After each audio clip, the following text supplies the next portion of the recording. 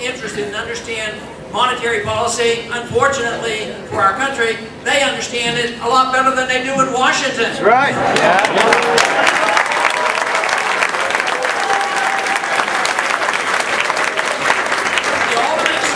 Just as all the solutions are, the ultimate solution is to just obey the Constitution. The founders knew about inflation. They knew about money. They said there would be no emitting bills of credit, no printing money, and only gold and silver could be legal tender. And also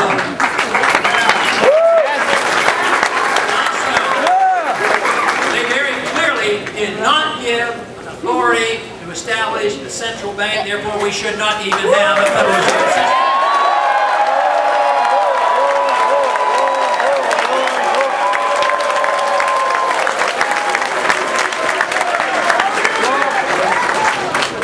Inflation is a sinister tax. It's hidden because they just print the money and dilute the value of your currency, so it's literally a tax. But the more blatant tax, the one that we all know about, is also something we should address. And that has to do with what happened in 1913. When the 16th Amendment was passed, it introduced the notion that, in the principle, that the government owned all our money and would give us a chance to keep a certain percentage. Ultimately, if we want to have a free country and a sound economy and peace in this world, we will get rid of the 16th Amendment and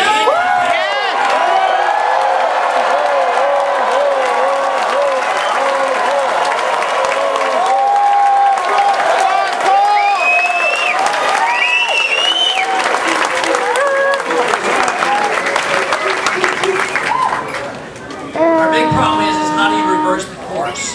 How do we do this? It's not easy.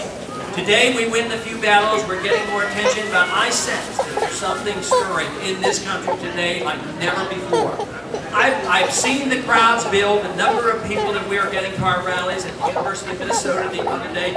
Just on that campus we had over 4,000 show up, and they're energetic. They say, well, why hasn't this not translated into a lot of votes? Well, it's pretty rough. Under, getting rid of the establishment and the special interests. Believe me, there are a lot of powerful special interests that have no interest in the type of reforms we're interested in. Right.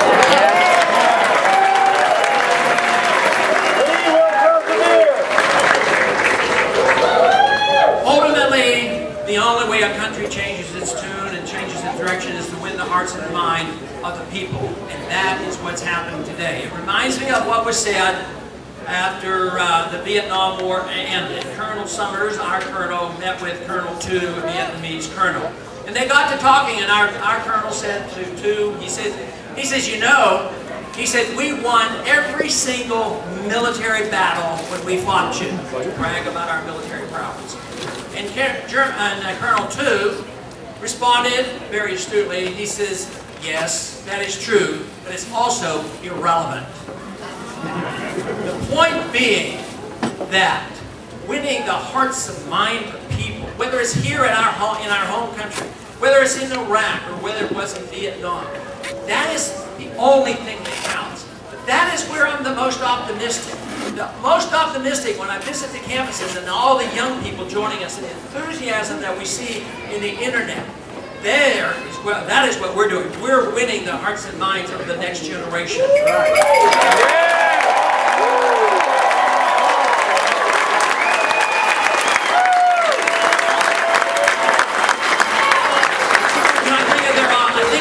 People and the obligation they're inheriting. The entitlement obligations now is up to $60 trillion. It's unpayable. It's unsustainable. The number of people going into the workforce, a smaller number than those in the baby boom years. So, and the funds have already been spent. How do we deal with problems like that? And the young people know this. So when I talk about saving hundreds of billions of dollars from overseas spending and spending it here at home, and offer the next generation a chance to get out of the system, get out of the Social Security system, and assume responsibility for yourself and take care of your own medical needs. Right, yes.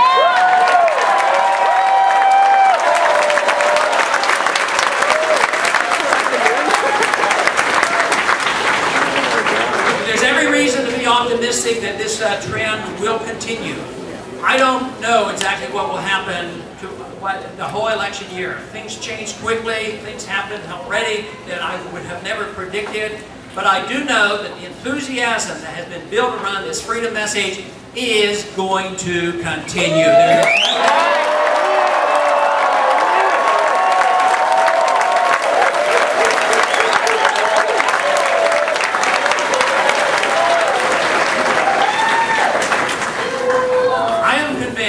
Also, that if you have a free society will lead to peace.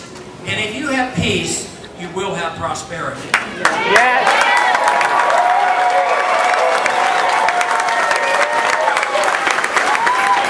If you undermine freedom and then get into wars carelessly, which further undermines freedom, you cannot have prosperity. And that is what we're facing up to.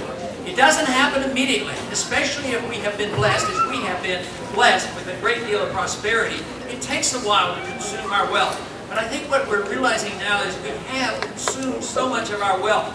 We have consumed so many of our good jobs. Our good jobs have gone overseas. It is a lot different than the 1970s. Our international debt was not nearly what it is today, and that the obligations were minimal. And we worked our way out of it with a rough decade in the 1970s. Today, it's a lot different. Our freedoms have been significantly undermined, especially in the post-9/11 atmosphere. Because we have been told too often, and I reject this opinion, that is that we are obligated to give up freedom to be saved. I don't think you ever have to give up freedom.